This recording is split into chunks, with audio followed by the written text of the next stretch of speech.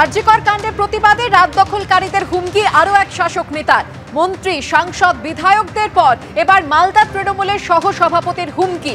আন্দোলনকারীদের CPM BJP বলে দাগিয়ে রাস্তায় ফেলে পেটানোর হুমকি দুলাল সরকারের। मेरा सफेद तुरंत खुले, भरपूर झाग दे और इसकी स्मार्ट साइंस दे स्मार्ट केयर और फ्रेशनेस। मेरी चॉइस मेरा सफेद। 4 সেপ্টেম্বরে রাত দখল কর্মসূচিতে তৃণমূলের পতাকা খুলে ফেলে দেওয়ার ছবি ভাইরাল হয়। তারপরে হুঙ্কার মালদা তৃণমূলের জেলা সহসভাপতি দুলাল সরকারের।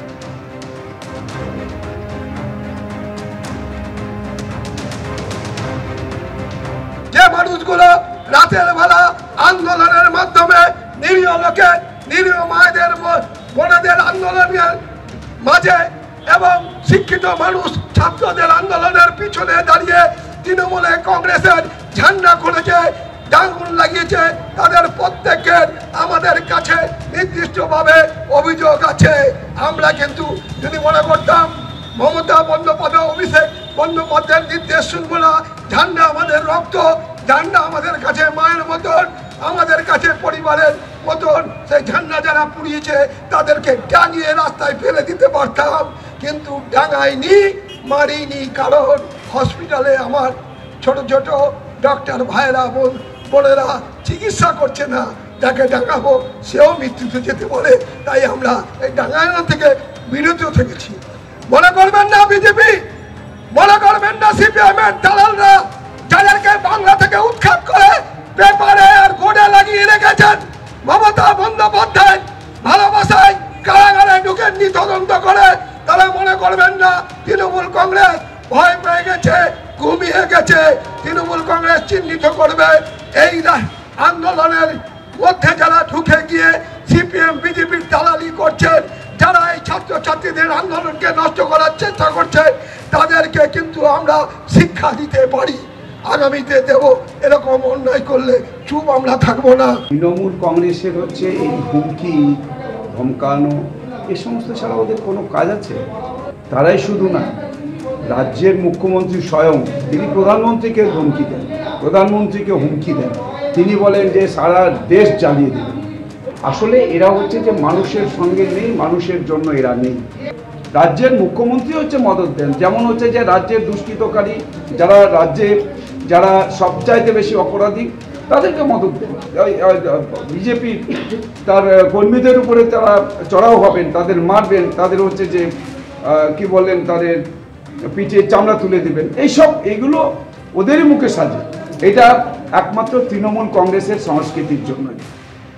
তৃণমূল সাংসদ অরূপ চক্রবর্তী, মন্ত্রী উদয়ন গুহ, বিধায়ক লাভলি মৈত্র থেকে তৃণমূলের প্রাক্তন কাউন্সিলর অতীশ সরকার প্রতিবাদীদের হুমকি দিয়েছেন একের পর এক তৃণমূল নেতা।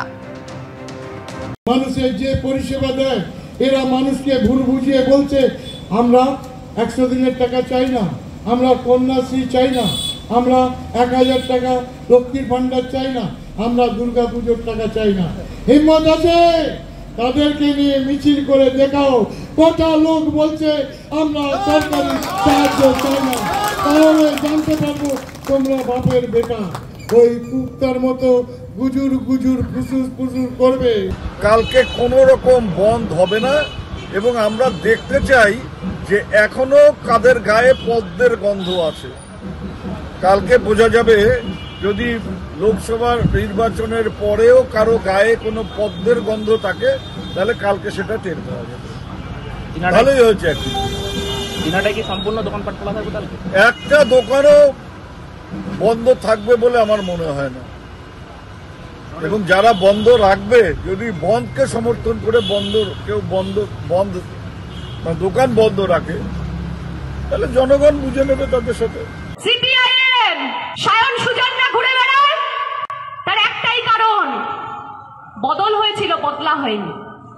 আজকে 2024-এ দাঁড়িয়ে আমরা এখান থেকে বলছি বদল তো 2011-তে হয়েছিল, 2024-এ বদলাও হবে। হবে তো? হবে তো? মমতা বন্দ্যোপাধ্যায়ের থেকে যদি আঙ্গুল কেউ তোলে, সেই আঙ্গুল কিভাবে নামাতে হয় আমরা খুব ভালো জানি। আমরা শান্ত আছি, কিন্তু আমরা দুর্বল নই। মমতা বন্দ্যোপাধ্যায় বলেছেন একটু তো ফোর্স করতে।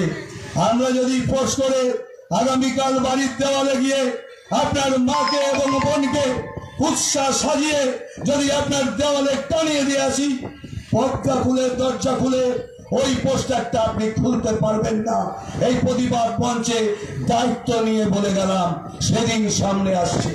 সকালবেলা উঠে দেখবেন যে মমতা বন্দ্যোপাধ্যায়কে ফেসবুকে আপনি ব্যক্তি কুৎসা করছেন, যে মমতা বন্দ্যোপাধ্যায়কে চরিত্র নিয়ে গালাগালি করছেন, আপনার বাড়ির দরজায় গিয়ে আপনার মা বোনকে বিকৃত ছবি করে আপনার বাড়ির দেওয়ালে টানিয়ে দিয়ে আসবো। শুনে রাখবেন, আজকে দাঁড়িয়ে বলে গেলাম, সাবধান হয়ে যান। রাজপথে তৃণমূল কংগ্রেস ধৈর্য নিয়ে বসে আছে। আমরা যদি একটু পাড়ায় পাড়ায় সন্ধ্যে সকালবেলা একটু ফোর্স করি, পারবেন তো বাড়ি থেকে বেরাতে?